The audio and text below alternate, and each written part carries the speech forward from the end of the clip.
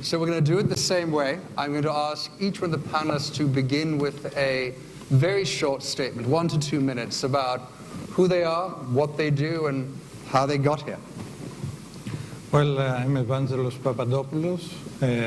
I graduated from the National Technical University of Athens, Polytechnio, in '81. Then I did my master's at MIT in mechanical engineering. Then I went back and did my Navy service, and that was at YETEN, which is the research office of the Navy. Then back to the States for a PhD in mechanical engineering. And after graduation, I was a professor at McGill University for 7 years. Then we decided as a family to return to Greece. And now I'm a professor at where I started from, the Polytechnio, and for the last 16 years. And I'm in robotics, automatic control and mechatronics. I built a relatively large lab. There are about 25 to 30 people associated with my lab. About 70 have graduated so far. We build things. We don't just, it's not just theory, but it's building things. And we hope that we'll do more in the future. Thank you very much. Aris. Thank you, Jason. I'm Katerina Konstantinidis. I run a firm called NBGI Ventures, which is based in London. And it's a firm that started about more than 10 years ago now as a venture capital firm to invest in early stage technologies in Greece and across Europe. This is now morphed, and I've transformed that into a venture capital firm that is specializing in medical technologies, and that's something that we focus on. We invest across Europe and the US. We certainly look at companies in Greece, but this is an area that we are specialized in. My background is, academic background is in mechanical engineering, so I did my undergraduate in London at Imperial College, and then my master's degree at MIT.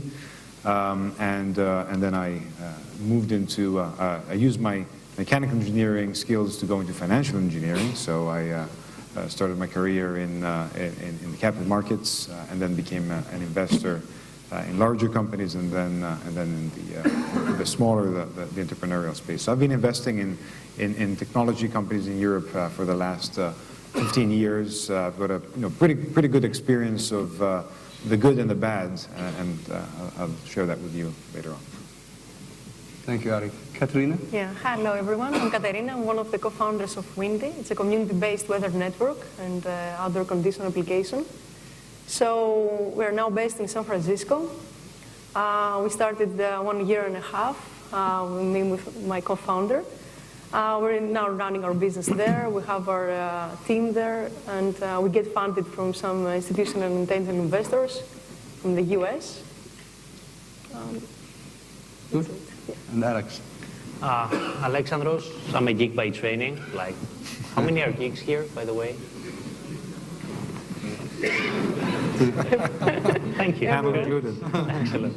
So, in terms of background, American College of Greece here did sort of computer science, then Edinburgh robotics, then master's degree, then MIT Media Lab, and Sloan. Started my first company back in the good old days, mid to late 90s, so 98. Remember, back in those days, you were supposed to sort of raise $10 million, spend it in 6 months, so you could raise 20 after 6 months.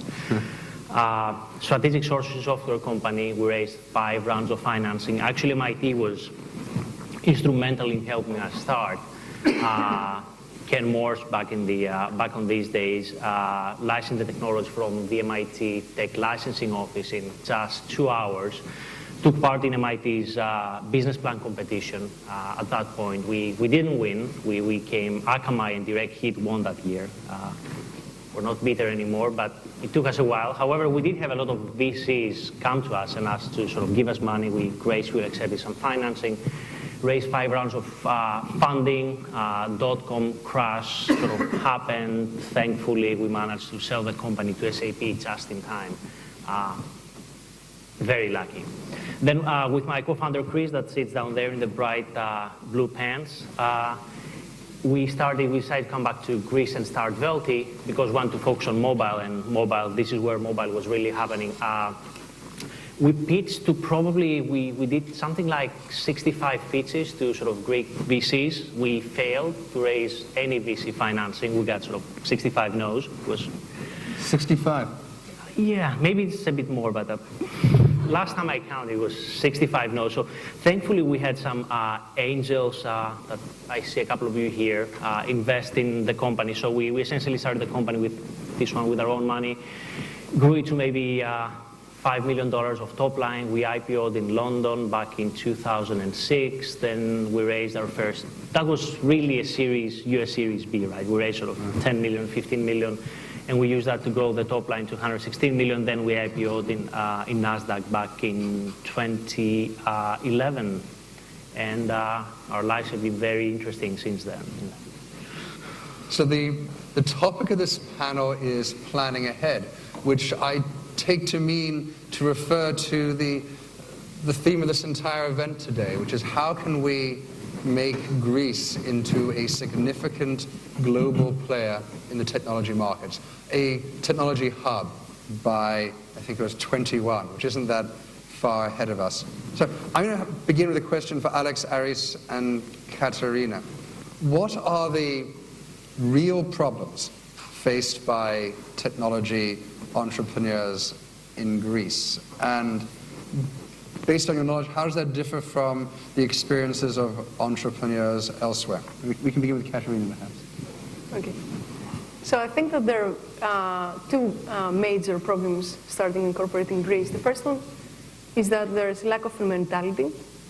Many people, for example, when you start something that it's not common, and as everyone knows, they just put you some obstacles and said you that it's impossible, you can't do that, and other things. And if you think about it, we start thinking about doing business after our academic years. That's something totally wrong. People in Stanford, for example, start thinking about doing business from they're 18 years old, or maybe earlier. So that's one of the biggest things, that we don't have the mentality, to make something, have an idea, and make a product that really works out there in the real world. The second thing, of course, is the fact that there are practical problems. If you try to make a corporation in Greece, first of all, you don't know how long will it take, how much it is going to cost. The law is changing all the time, so you feel insecure about it. So you prefer, as we did, to make a corporate in the US. We made our company just one day. Cost us $200 or less. And it was easy for everyone, investors feel safer, to know that you have a corporate there, instead of saying that maybe you're from some another country. That's the basic things, I think, yeah. Thank you. Ari, I know that you invest all over Europe, all over the world, but you do invest in this country. What challenges, problems do you think entrepreneurs face, particularly in this country? Yeah, I think entrepreneurship globally, entrepreneurship in itself has a lot of challenges, as we've been discussing all morning. But I think the challenges that Greek entrepreneurs face are maybe of one order of magnitude higher. And as Katerina was saying, because you have the additional complexities of Greece, and we'll talk about that in detail. So I think the Greek entrepreneurs specifically have maybe a tougher challenge or a steeper mountain to climb, and I think if you compare it to entrepreneurs in Europe or the U.S., there are some differences. So, for example, in the U.S., as Katerina said, it's very easy to incorporate a company. There is an ecosystem. There are people around that have done it before. Your next door neighbor is very likely to be a successful entrepreneur if you're in the right location. The whole air smells of entrepreneurship. If you come to Greece, it's exactly the opposite. I mean, there's all the forces in the world are out to trip you at every step of the way. So it's a very, very difficult ask. So I think, and then Europe is somewhere in the middle. So if you look at, I've invested in France, I've invested in Germany, in Scandinavia, it's not a bed of roses over there either. I mean, it's not like those countries have a tradition of entrepreneurship. So that's somewhere in the middle. So I would say Greece is particularly tough. And I think, for me, one of the things that would definitely help is the creation or the beginning of creation of an ecosystem, because entrepreneurs don't just innovate in a vacuum. I mean, it's not just I come up with my idea and then I become, you need a lot of people around you that will help, or groups. You need mentors, you need advisors, you need investors, you need the legal framework, you need lots of things to create something, the initial seeds. So I think that is what is missing in Greece, and I think the mentality is a very big issue as well, for the reasons that Katerina mentioned, especially in the young people, which is quite shocking. And I think, but the development of role models will help in that. Yeah, I'm sorry, just to add something. Most of us, when we were in the academic years, we think that it's impossible, that only some genius, high-tech guys can make a startup and go there and change the world. But that's not real. I mean, you can do it, and for example, just an example, in Silicon Valley, only if you're an engineer is already a value. Most of the people have a business background, So that's a huge, because when you're an engineer, you know how to build things. So just, Well, one of the reasons we're here is we hope to encourage some different attitudes and to begin to create the beginnings of a more vibrant ecosystem. Alex, you have actually done it with some success, but... Allegedly. Allegedly. It's just been an interesting couple of years, but it was a couple of years. Talk about some of the challenges of doing business here. Well, I mean, when we started, we were supremely naive, right? It was a very different environment 13 years ago. The good news is that we have seen, sort of recently, a lot of people that are very entrepreneurial. I mean, one of the main issues that we had back then, and it's still a major issue now, is what we discussed before. It's sort of, there's a culture that Greek culture doesn't really tolerate failure. And you need to fail multiple times before you succeed. So why don't, I've heard this so much over the last 2 days. Why is Greek culture so inimical? Well, I mean, part of it is, up until maybe 15 years ago, everybody's sort of dream, or everybody's mother's dream, was to get a job in the public sector. You could retire after 20 years. Security for life, which, shockingly, 15 years later, there's still security for life there. Not much has changed, right, give or take. A couple of thousand people. But there are actually more fundamental issues, right? For instance, if you incorporate a company in Greece, and maybe we can talk about how to do entrepreneurship in Greece while try to sort of navigate yourself outside the Greek system that tries to sort of drag you down. If you fail, you have personal criminal liability. Whether it was sort of intentional or not, right? You owe any sort of taxes to the state. It's personal criminal, it's insane. So doing that and failing doesn't really work. I mean, the other issue that you have is, a lot of times, especially a few years back, there was really a distinct lack of success stories. If you don't have success stories, if you don't have that sort of ecosystem developed, it's very hard to say, oh my God, I can sort of do this. And that is changing very rapidly. You see sort of clusters of people coming together, you see sort of incubators. If I compare, let's say, the entrepreneurship sort of spirit in Greece right now to 15 years ago, I think we're making tons of progress. The third thing, which is also a mentality that's changing for the better, people that used to start companies, it goes back to what you were just saying before. It's people think they have to sort of graduate and then maybe do something in parallel with a sort of, let's say, a PhD at the university, and then maybe start a company on the side. There was a distinct lack of sort of commitment. Remember, if you're an entrepreneur, you have to be freaking committed, right? You're waking up in the morning. It's bacon and eggs, right? The chicken was involved. The pig was committed. You have to be. You're asking for money. You have to be freaking committed, right? So you cannot have a thing on the side, hedge your bets, maybe work at your father's company. You have to wake up in the morning and live and breathe this thing. And it's all about the people, right? I mean, we've been doing a fair sort of amount of angel investment, and people ask me, where do you invest? Like, I always invest in people. I know, 5-year plan, yeah, well, that doesn't really exist. You know that the plan has to change because it's impossible to think of everything before you start a company. Nobody's as smart as that, right? So it's really sort of investing in people, learn how to adapt. It's not really about just the idea, it's about what we discussed before, executing on the idea. And a lot of that was missing. A lot of that, I mean, the people and the talent that I meet sort of in Greece is sort of leaps and bounds compared to what it was sort of 15 years ago. Thank you. Evangelo, so you're working with young people in the university. What percentage of your students really consider entrepreneurialism as an option at all? And what do you think might be the biggest single factor in encouraging more to consider it as an option? Well, I prepared for this. Thank you. So I ran a small poll with the people of my lab, the current ones and the ones who have graduated.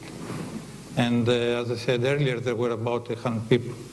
Of those, about 38 replied in one day. I mean, there was a time limit. And of those, just 3 said that they had not considered starting a company. Had not? Had not. All the rest have considered it. But have not? But, well, I'll explain.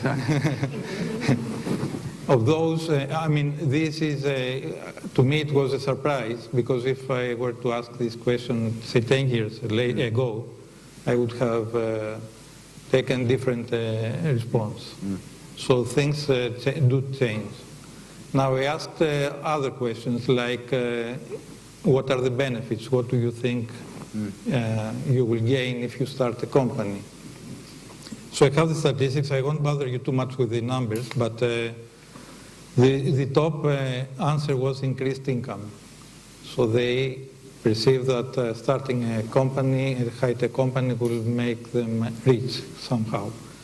And the second, very close to the first one, is interesting work and satisfaction.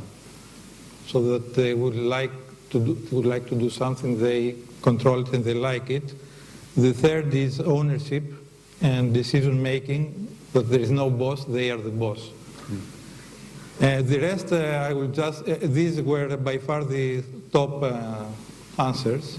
And then there were exercising creativity, collaboration with smart people who share the same vision, creating something useful, responsibility, accountability, and so on. Now, I asked also about what are the obstacles that are that they perceive. The top reply was lack of finance, no money for something, for starting a business in the high-tech sector. The second, very close to the first one, is bureaucracy. The limitations placed by the state, which were discussed earlier, they are enormous in this country. The third is risk aversion. So people are not ready to take risks. They are afraid of what can happen. To some extent, they have it's right to think about it. And then the rest are openness to novelty. They believe that the Greek society is not open to novelty, to new things, and so what they will create may not do well and fail. And then legal obstacles, lack of good teams, high taxes, lack of market knowledge and marketing, lack of available time, which is related to the fact that some say do their PhD, but at the side they try to start a company and may fail in both. And very few people mentioned the lack of an idea, of a good idea, which was surprising to me. And there are the lack of an ecosystem for entrepreneurship and so on. And so then I asked also what help they would need to start a company. And the top answer was financing. So they would need money, seed money to start the company. And then consulting, legal services, and then help with the public sector. And these are the 3 top answers. And then it's how to find good partners, how have the know-how they need, management, marketing, less taxes, easier process for starting a company, networking, and so on. So this shows what is going on. And the culture here is not like in the States. I was at MIT in the 80s, and at that time there were courses on entrepreneurship, and my people in the lab were thinking of starting a company at that time. Here, this was not the case. It was the public sector in the past. Now it is changing, but it's like having a big tanker which goes one direction and you need to turn it 180 degrees. And you know, this takes a lot of time. So the mentality has to change before. If your students think that as entrepreneurs they're going to be the boss, they need to meet Paloma, our last speaker. It seems you're describing a huge pent-up desire to make a difference in the world, to be an entrepreneur, to be your own boss, to have an idea, change things, but simultaneously a powerful sense of all the difficulties and problems that stand in the way. But Katerina, you didn't feel that way. I mean, you chose to become an entrepreneur, and you chose to become an entrepreneur in this country, wherever you incorporated your company, Windy. How did you come to that life decision? Actually, to be honest, I didn't know about Silicon Valley until my 24 years old. I'm now 29, so you know, when a huge catalyst on design, you know, to do my own startup, was when I attended UC Berkeley, a program in California. So I went there. I went for a different reason. Just went there to attend an architecture and engineering program. And I saw all these other students telling me that the reason they were there, some of them were in order to networking, a word we never hear before, advising, hire talent, okay? There are many things, like getting ideas. And I say, oh my God, I mean, they're doing something totally different. They have a different aspect.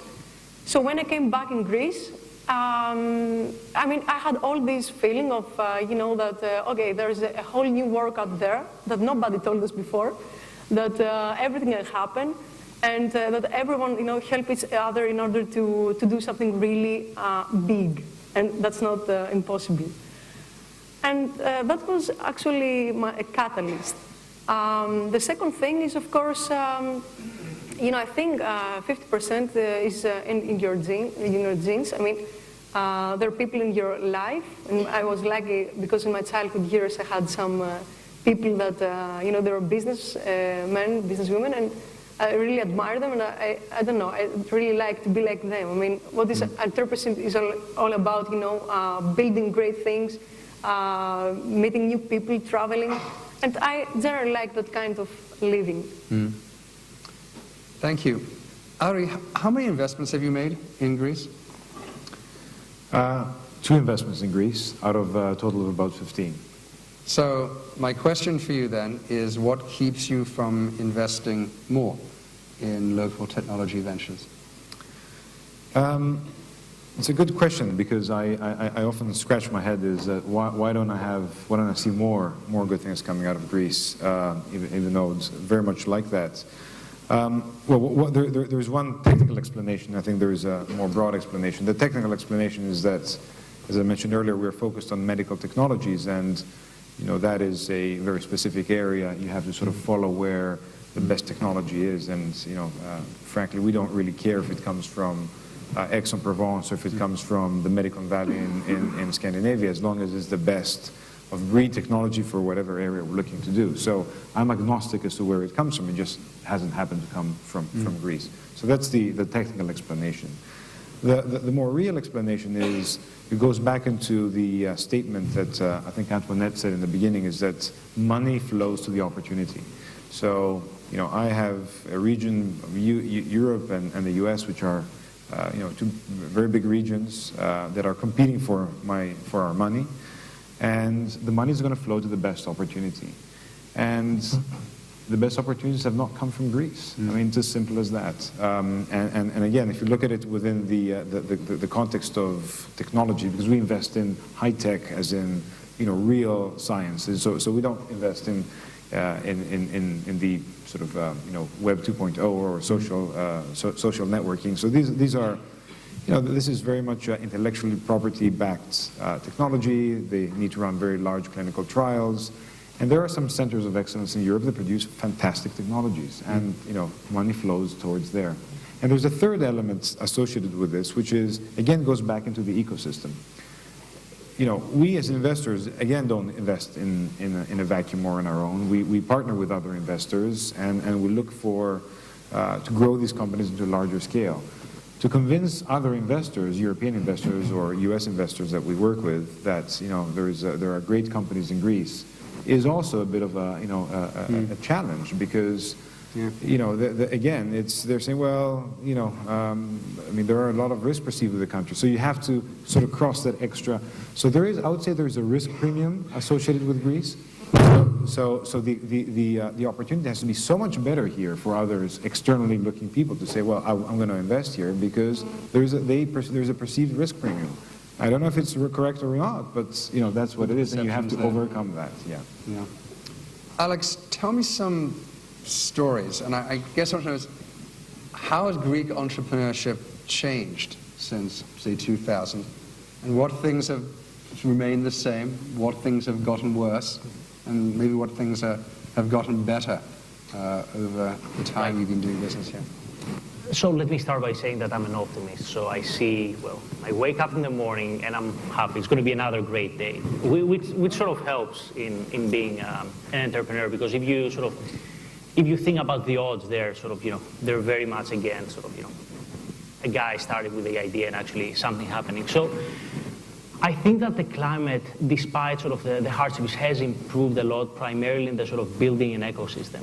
And a lot of you might not see that. Remember, an ecosystem, you really need a network effect. And it's very hard to predict, in the S-curve when the acceleration point is going to be. But I think we're in a vastly better place than when we were, let's say, a decade ago. And I think the next 5 years we're going to see huge acceleration.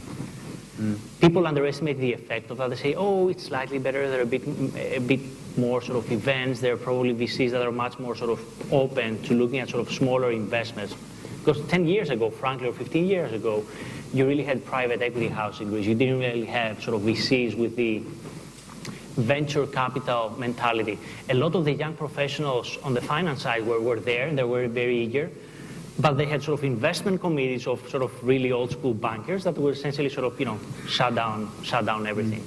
And that happened a few times for us. So I think we're going to be seeing a great accelerating effect. I think also that's number one. Number two, on the positives, especially for technology, it's becoming materially easier to market one's ideas. So for instance, 15 years ago, let's say you had a software play, it was pretty impossible to go and sell it, especially if it was a retail software play.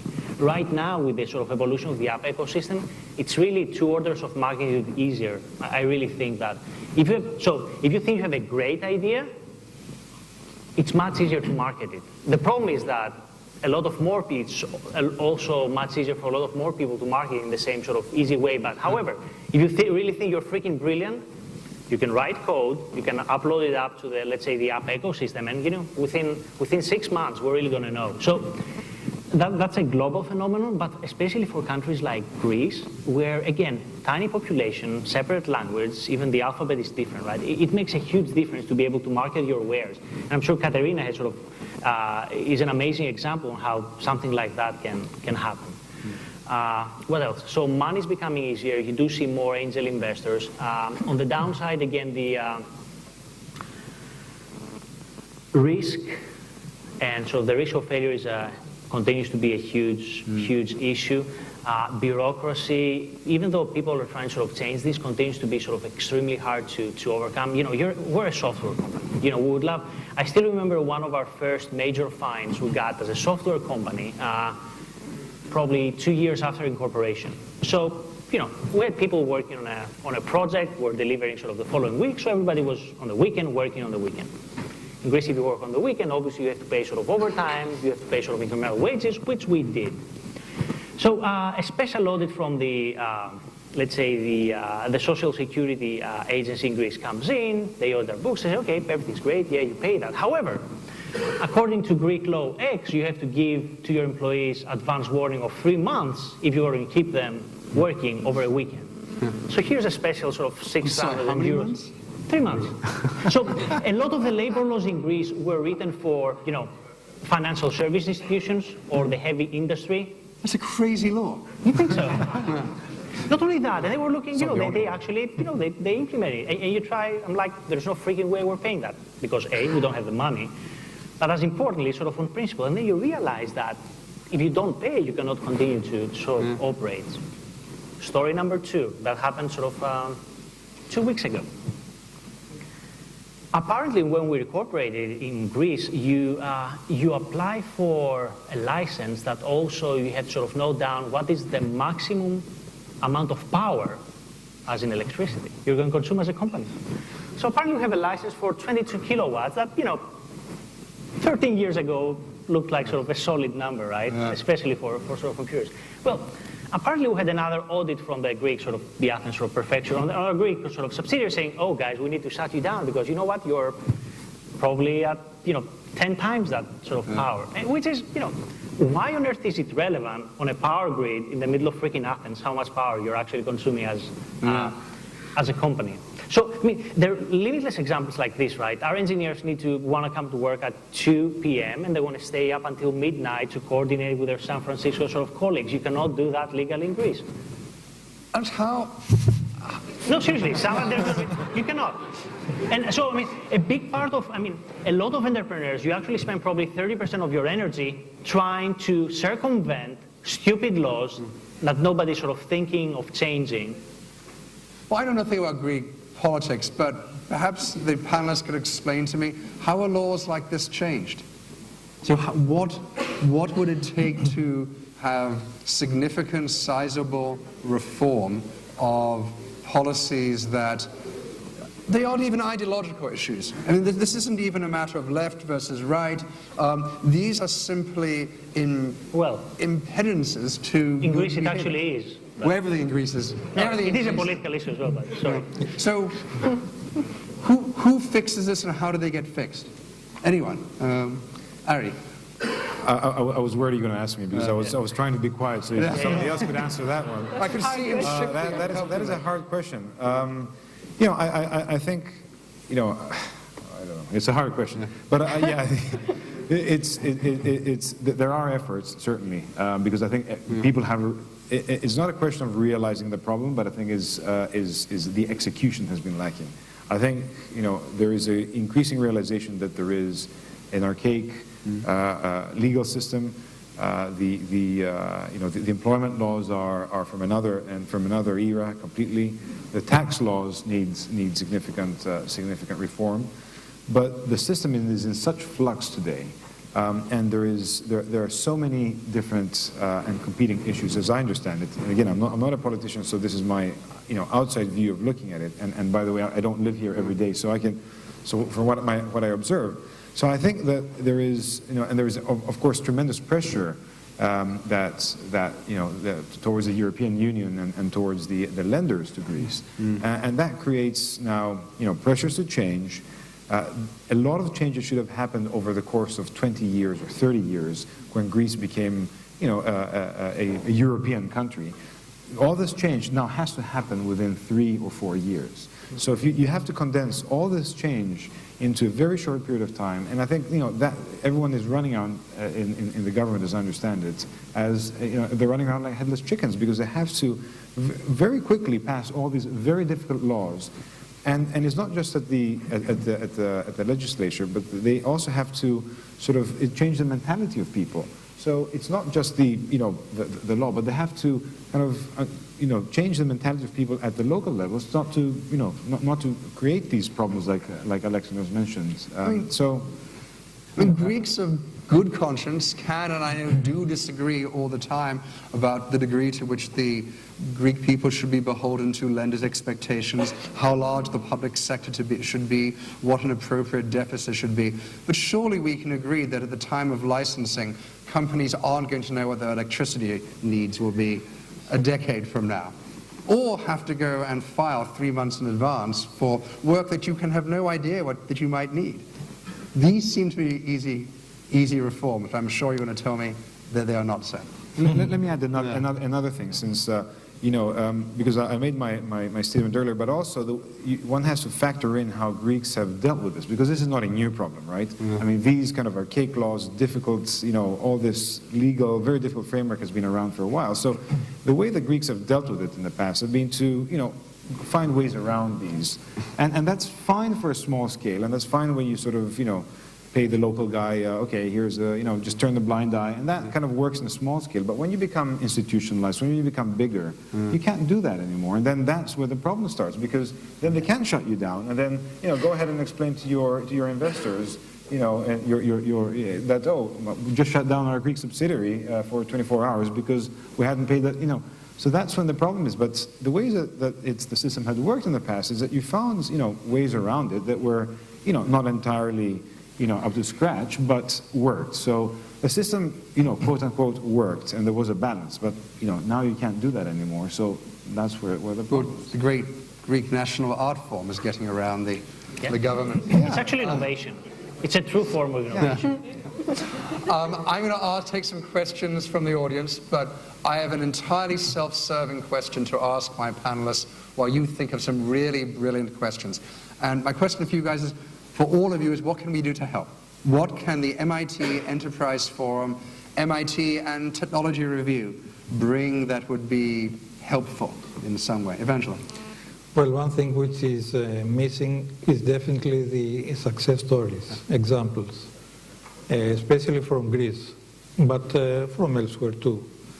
Then it's the ability to network at the global scale, getting consulting services and advising, mentoring, having a group of people who can be addressed by those who are thinking to do something. I think these two are the most important points that I would stress. The rest is local, dealing with the government, having a task force, etc. But what this forum can do is give help, maybe test the ideas, bring people together in some electronic fora. Well, just let me answer that quickly. We are a global network, but in my role as the editor-in-chief and publisher of MIT Technology Review, I have a deep hunger for success stories. If you have success stories you want to tell, my currency, essentially, are stories of brilliant young entrepreneurs, women and men, doing amazing things in the world. So if you have a story to tell, please tell me and my editors, because that's what we sell our readers as well, are stories of people changing the world. I mean, how can I help? What can I do? Yeah, I'm going to summarize it in one word, and I'm going to call it the Katerina effect, which is, or the Katerina moment, which is your epiphany where you just suddenly realize that, hey, I can change the world, and I don't have to be Bill Gates or Steve Jobs to be a successful entrepreneur. That's exactly the moments that you want to recreate here. You want to get the 20, the 19, 18, 17-year-old kids and make them believe that they can become successful in their own rights. And okay, the states, whatever is difficult, and laws, but they can become even with this challenge. So, how can the MIT Entrepreneurship Enterprise Forum reach those kids? Oh, and not just that age limit. I mean, older ones, but I'm making a general statement. How can you reach them and implement and infuse them with that kind of that belief? I think that is, for me, that would be the way. As you can all see, I'm genuinely taking notes here. Katerina, what can I do to help? Yeah, it's the same thing. It's, for example, I'm watching many times several lectures of the founder of Airbnb, for example, and other successful founders, giving lectures in MIT, Stanford. And that's really common in these universities. So 20 years old can see what's happening. So why don't we do something similar in our universities? I mean, the first thing is that students don't have choices.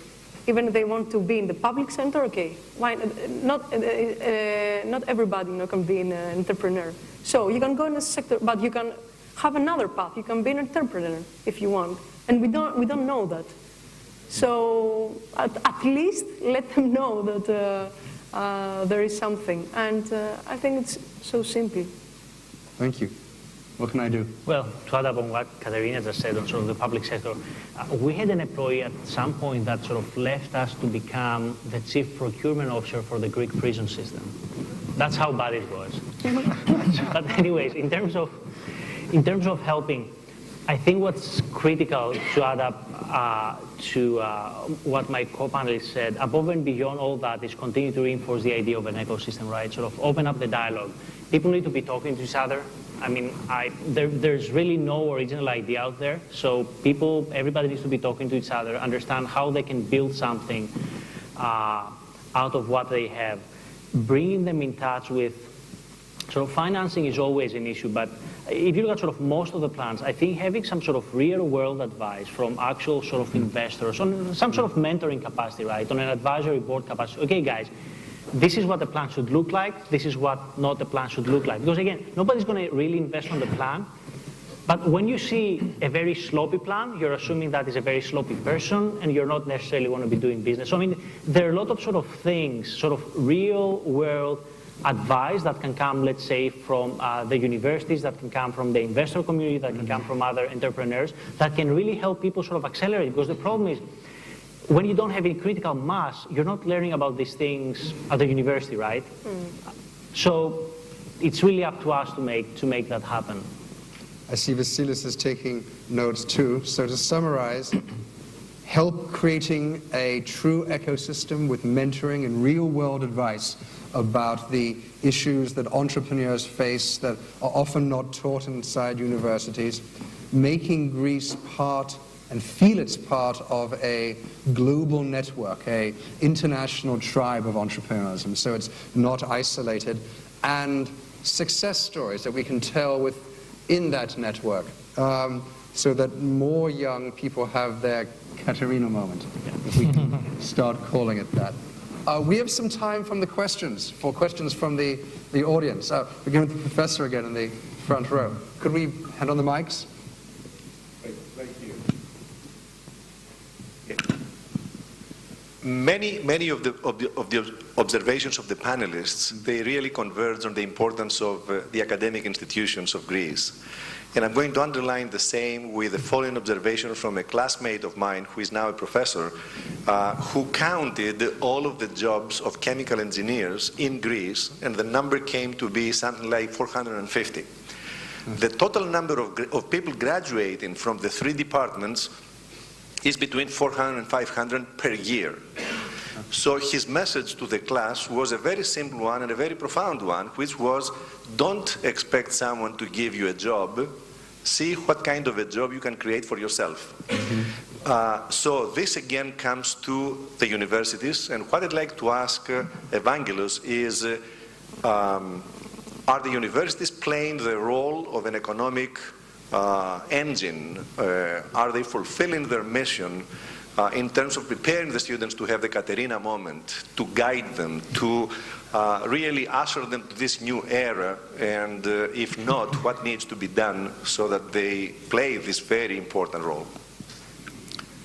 You know, that's a tough question, partly because I'll give a negative reply to this. The universities are not playing that role. They play other roles. But you know, some people at the university believe that starting a business, a company, creating something in the private sector is not good at all. It's bad. It's bad. It's bad. Actively bad. Yes. I actually think it's evil. Evil. It may be for some even worse. So why is that? Now it's a matter of sociology, I would say. It's not a matter of this form. Yeah. But you know, there is a percentage. It's not, I can't say that it's the majority. But there is this thing, and so the university doesn't see its role as what you described.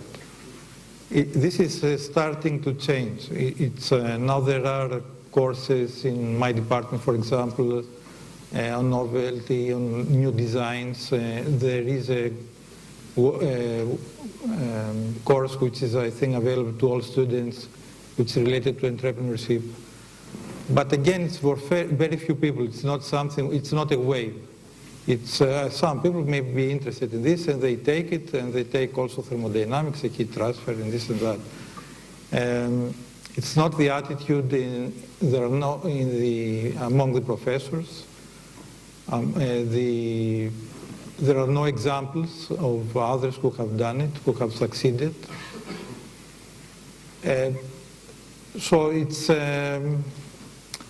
I think that recently things are going better. More people are interested. I was surprised with this poll. Actually, I should say that 5 of my students have started their own business. It's a 5%. It's good, though. It's better than it used to be.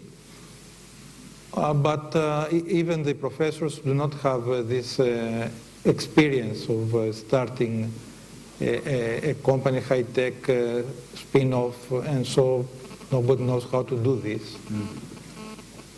And this needs to be changed. We need the courses, we need examples, and we need people who like it and want to transmit their passion to the students, and this is not available. As you were saying earlier, success stories might be examples of why technology entrepreneurship is heroic and fulfilling. Might be useful. More questions from the audience. I've not taken a single question from back there, so back there. Can you hear me now? We can. My name is Katerina Konstantinidis. I'm a faculty member of the American College of Greece. The question goes to Alex for obvious reasons. He is an alumnus of the American College of Greece. So my question is, which were the skills that you acquired during your undergraduate and graduate studies which actually help you to stand up and create your success story? Thank you. Oh, God.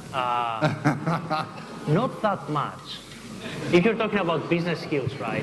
Meaning that I vaguely remember I took 2 accounting courses. I barely passed with a C-, I think. That became useful probably 20 years later. But I think it was really the environment. So it wasn't so much the courses themselves. Obviously, you know, the coursework helps you how to, in terms of developing your thinking. It was mostly the environment, sort of interacting with other people, sort of sharing ideas. A couple of eye-opening moments. I mean, probably was first year at MIT. So MIT has this great program for graduate students where you can hire undergraduates as your assistants. And actually, one of the undergrads that was my undergraduate research sort of assistant was actually the chief scientist of kayak.com. So what I realized at that point is like, freak, pretty much everybody around here is smarter than me. So I made it sort of, including Yorgo Zaharia, the guy that I'm talking about. So I made sort of a purpose in life to always try to hire people smarter than me, which you know, it's not that hard. I mean, after a while you can tell, it's like, frick, that person is smart. So, but this is something that doesn't really come from the coursework. It really comes from the environment. Having the ability to see sort of success stories. I remember. My first year, again, I was at Edinburgh. I had sort of 2 of my friends there sort of start a company that was doing very, very well around sort of robotics, actually. I remember another friend at the American College of Greece start a company and do sort of, not a tech company, but do sort of phenomenally well. And it was during this sort of, during that time that you start develop what you describe as an aha moment. It's like, interesting. So this is the actual skill set that you need to start a company, which is sort of very different than the skill set I thought would be needed sort of, you know, traditionally. You know, I always thought that my business skills were sort of, were not as developed or not as good. And the final example, again, at MIT, we had sort of 2 people from our group. The moment that I sort of went there, they started sort of companies and they had exit sort of very, very quickly. So, I mean, you start to develop this mentality, oh my God, everybody's doing it. They're doing really interesting things. You also realize that being your own boss is freaking hard. You go from, oh, it's the end of the month, I'm going to get paid, to, oh my God, it's almost Christmas. How on earth I'm going to make payroll for these 50 people that I employ? And that has happened sort of, a variety of times. You're sitting there, you're staring at the wall, and you're thinking, I'm screwed, I'm done. Then you have to wake up, get up, and go beg, borrow, or steal to find some sort of money from customers, investors, whatever it is. So I mean, it's a very different type of skill set that you develop primarily by sort of observing the environment and sort of absorbing things from the environment. That's why I go back to what we discussed in terms of providing that type of sort of environment in universities. I mean, we have amazing engineers in Greece. The talent that we have in terms of software folks is amazing. We hire people here, we send them, and we have an exchange program. We probably send a few dozen in our sort of San Francisco office or our Palo Alto office, and they're sort of blown away. It's like, oh, Yahoo engineers and Facebook engineers are just like us. They're not alien, right? And unless you sort of see that and you touch that, you don't really. Mark is, but yeah, he's special. Did you have a mentor? Did you have someone who you could look to answer questions about who you should borrow, or steal from? So unfortunately, no. You had to do it. You had to make it up. Bluff my way, yes. And that's a huge issue, right? So, I mean, that's why sort of the ecosystem developing mentorship relationships, I really think we probably are sort of 3 or 4 years of development. You could be so much more advanced if you have some sort of expert people with no agenda that can help you out. So find a mentor, it's critical. Yeah, please. Hi there. My name is George Pappas. I'm a U.S. registered patent attorney living in Greece. I want to thank the panel because I learned something today, which I was always curious about why so much entrepreneurialism came out of Stanford and MIT. And I think you're right. Smart people who have an entrepreneurial spirit are driven to those universities. And while the U.S. may have thousands of universities, they're not as successful. So there's something about the spirit of those universities that draws those kind of people. When I was in law school, we had a similar saying. I had a professor that said A students became judges, B students became professors, and C students became rich. And it kind of goes to that, some similar mentality. And really successful lawyers are really the ones that really are entrepreneurs as well. But back to the problem as I see it in Greece is the lack of an ecosystem around patents. The universities keep thinking about spin-offs as commercialization. That is really not, in my opinion, the focus. Universities should be thinking, and research centers should be thinking about patenting whatever it is they're doing. And if spin-offs come out of that, then that's a good thing. But look at MIT, look at Stanford. Look, they got to the point where pretty much anything they patent could be a spin-off. But that's not the way they started out. This is a good start and something that people need to be looking at. To the gentleman's question over there about, I have this clever stuff and how am I going to use it? Or patents is another tool where you can look to patent some of that stuff and essentially find partners that are going to go after entities that are using that stuff. It's not about setting up a company for everything in the world. Licensing is entrepreneurialism, and it's something that not enough is said about that. And there's a broken system. So I'd like to get your thoughts about some of this stuff. Would love it. Thank you. Can you questionize that in order to... Can you put that in the form of a question? Otherwise... What's the value of patents? What's the value of patents? And have they helped or harmed your companies or the university in this case? Well, perhaps I should say a few things on this. Some years ago, we had invented a haptic interface with one of my students. And so we were interested in moving on, perhaps starting a company. The university at that time didn't have a policy on patents, so there was no help. We had to finance the whole thing ourselves. Today there is some policy, but it's obscure, it's somewhere. And it's not actively pursued. There is no money to help professors or students move on with their own patents. So this is a block. There are other blocks, though, like the legal structure that at that time, at least, you were not allowed to start a spin-off company if you were a professor. So others had to do it. I was offered to ask my wife to be the CEO of the company. You couldn't take which I declined. Yeah, you could get sabbatical, but running a company, being a professor was not allowed, period. Now you can join the company, but you cannot be the CEO or CFO, etc. Anyway, the patent is not something that is actively pursued at the universities. And there is no help. At McGill, when I was a professor there, we did some work with forestry robotics. And the university helped us get a small company running. And then after 2-3 years, there were some revenues that went back to the university and back to the researchers. And there was a full team of lawyers and people like you who could help set up the whole process. Here we don't have those people, and so this is a limitation. We have time for a couple of more questions. In the front. Thank you.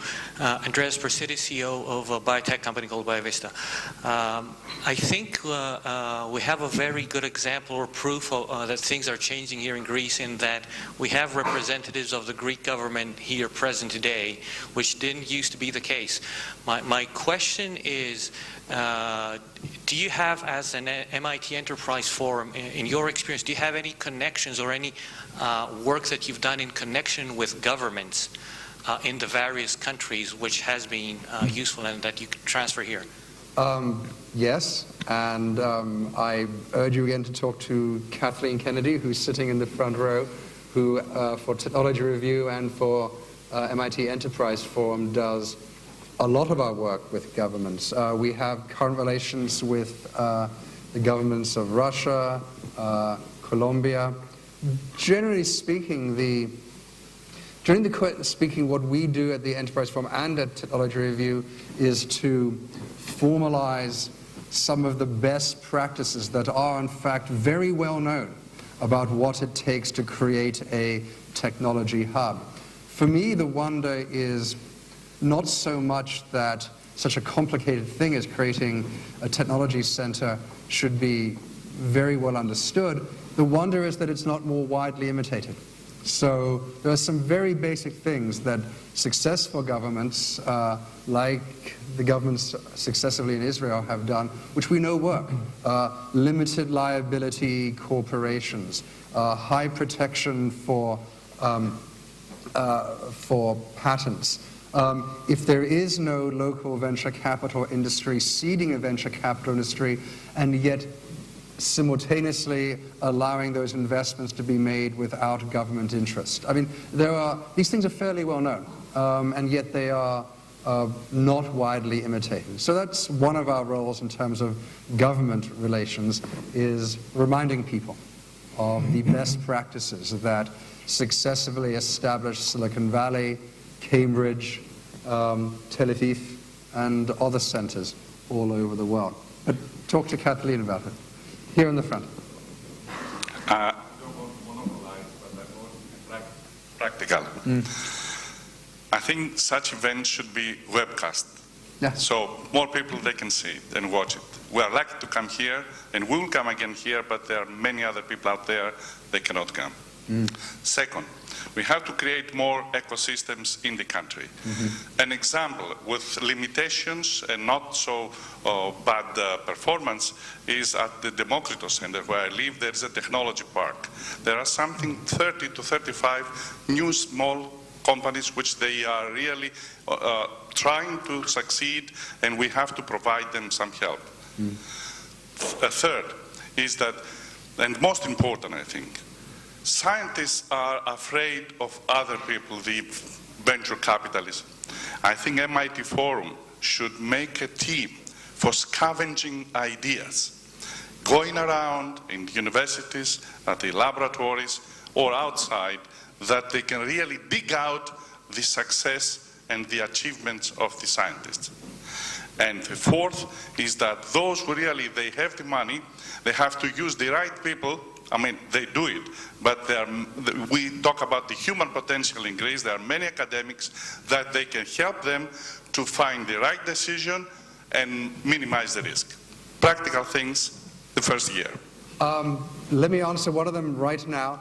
I'm a big believer in webcasting from local enterprise forum chapters. My vision of the forum is that it should not just be a series of more or less disconnected, though powerful national chapters, but it should be a truly international community of 80,000 entrepreneurs. And one of the ways to do that is by webcasting the events you do, so that when some amazing young entrepreneur here in Athens shows her new commenting system that is 10 times better than Livefire or Discus, John Doerr in California says, that's the woman I want to invest in. That's the gal. That is amazing. And send some money to Greece. So webcasting is essential to that vision. We do have a platform already at the Enterprise Forum for these videos to be internationally shared and seen throughout the network and on Technology Review. And it's a thing I really encourage the individual chapters to do. Film the events and distribute and share. Any other questions? Or shall I take people to lunch, Vasilis? One more question here, please. Could you wait until you have a mic, please? My name is Stavroula Zoe. I come from the Athens School of Fine Arts, from the Multimedia Laboratory. We have many students that with both creative and technical skills that due to all these difficulties that we're facing nowadays, they don't want or they can't create their own company. They can't even migrate. They don't have money to travel, or they don't want to leave their families, etc.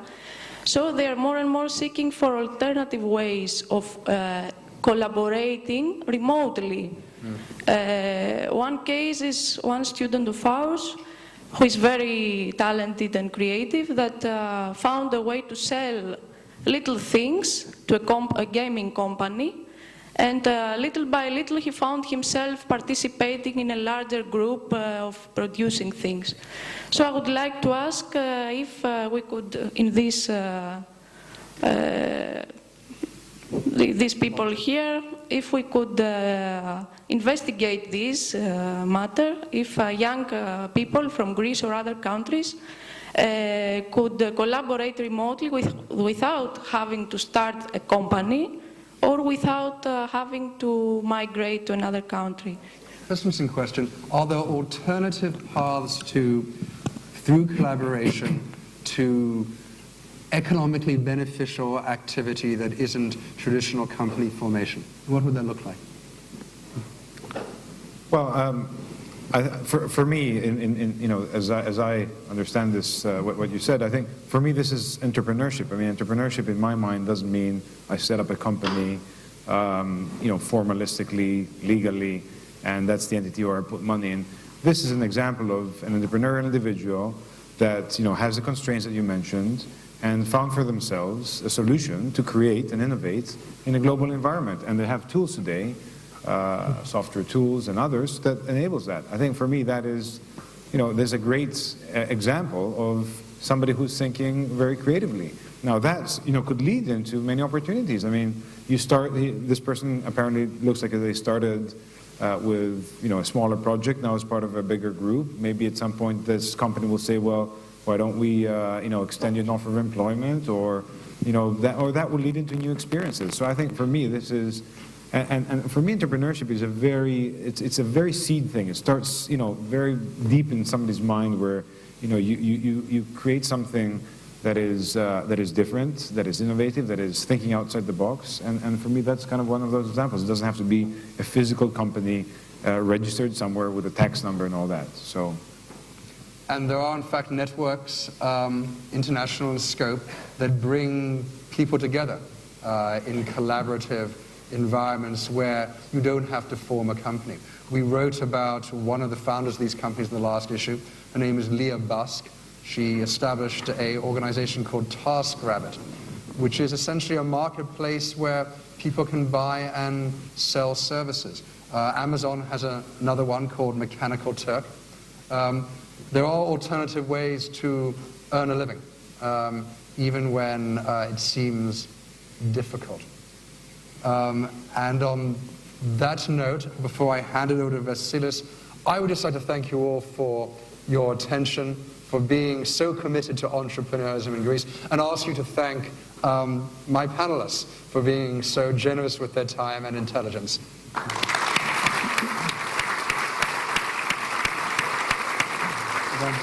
Thank you very much.